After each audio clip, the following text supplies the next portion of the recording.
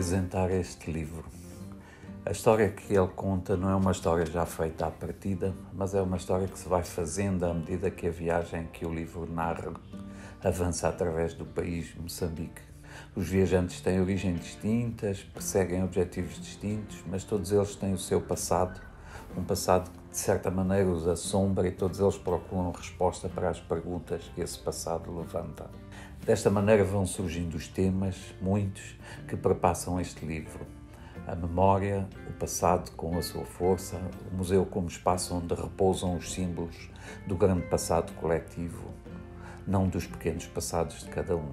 A viagem como tema e a questão da paisagem associada a ela. A viagem transforma os viajantes. A paisagem constrói-os, mas também é construída por eles. Um outro tema ainda é a tensão entre o local e o global, entre o país internamente diverso e complexo e as suas relações com o mundo, entre a autarcia e o cosmopolitismo.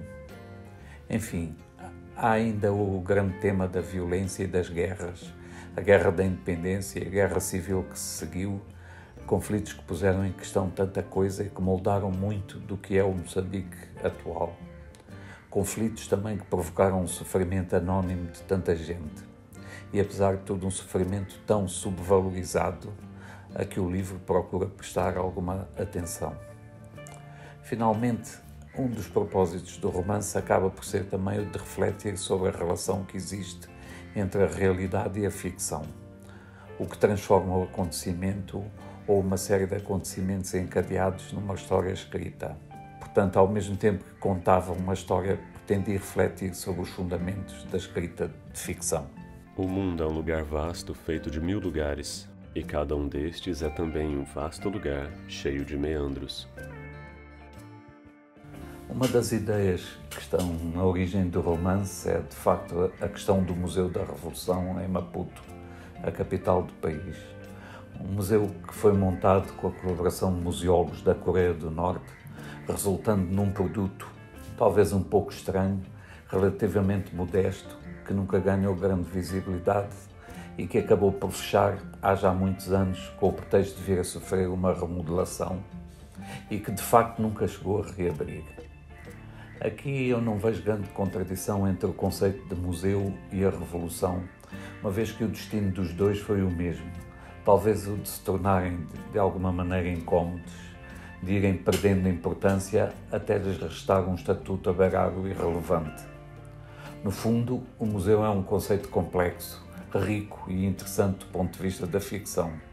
No nosso caso, tornado ainda mais interessante por ser em princípio destinado a narrar uma saga coletiva, mas ter acabado por ser apropriado por um partido político, por ser, enfim, privatizado.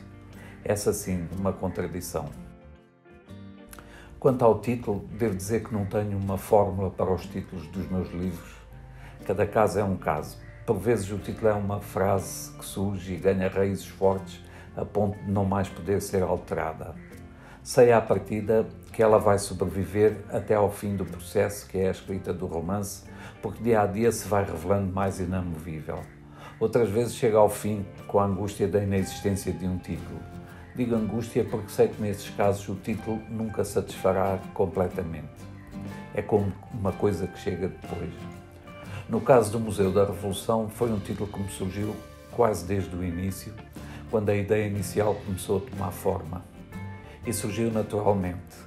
É no espaço do museu que é planeada a viagem, uma viagem simultaneamente no espaço geográfico, no tempo e no plot do romance, e é nesse mesmo espaço que tudo também se acaba.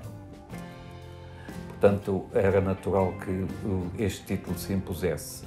E pouco depois dele ter surgido como possibilidade, eu já sabia que iria sobreviver até ao fim. É nas dobras do tempo e no concreto dos lugares que se esconde a chave dos acontecimentos. É também ali que se formulam novas perguntas, para que o jogo das causas e dos efeitos continue a ser jogado. A história oficial, sendo uma narrativa inteiramente revelada e indisputada, destituída de segredos, pelo menos teoricamente, ela não pode evoluir, é uma história morta. Não passa de um instrumento do exercício de poder. Interessante, do meu ponto de vista, é a história que se vai construindo todos os dias com a participação de todos. E participação é mais do que um sentido, opinando, debatendo, participando. Só assim se vai construindo um passado verdadeiramente de todos. No nosso caso ainda está quase tudo por fazer. As fontes nacionalistas permanecem em grande medida inacessíveis aos historiadores e ao público. E, claro, a ficção tende a preencher os hiatos quando os há. No caso do romance, não me interessava caminhar num trilho conhecido, repisar a história apregoada, mas procurar histórias mais pequenas, as histórias de pessoas e construí-las, imaginá-las e problematizá-las. Em relação a esta questão, há talvez dois aspectos que quero realçar. Em primeiro lugar, a questão das máquinas, sobretudo como aponta os carros, e desde logo o I-Ace, que serve de fio condutor da história, mas também o magnífico Volkswagen do presidente Mondlane, que estava à entrada do Museu da Revolução. E ainda os grandes tratores e as autocombinadas que foram maciçamente importados para transformar e desenvolver a agricultura nos tempos do socialismo, logo a seguir à independência do país. A relação entre máquinas e homens em África é complexa e nem sempre destituída de conflito. E eu quis de alguma maneira deixar transparecer isso no romance. O aspecto do trânsito, da transformação, do movimento é também ele, claro, fundamental. A imobilidade mata.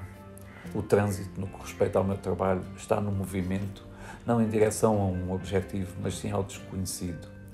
Interessa-me pouco transmitir qualquer mensagem, chegar a um ponto pré-definido à partida. Sobretudo neste tempo, destituído de certezas, interessa-me muito mais a procura. Quanto à questão da edição dos livros em vários países, eu posso dizer, claro que me é prazeroso ver o livro em movimento, mas assim que parte o livro deixa de algum modo de ser meu, deixo de ser eu a determinar-lhe o caminho.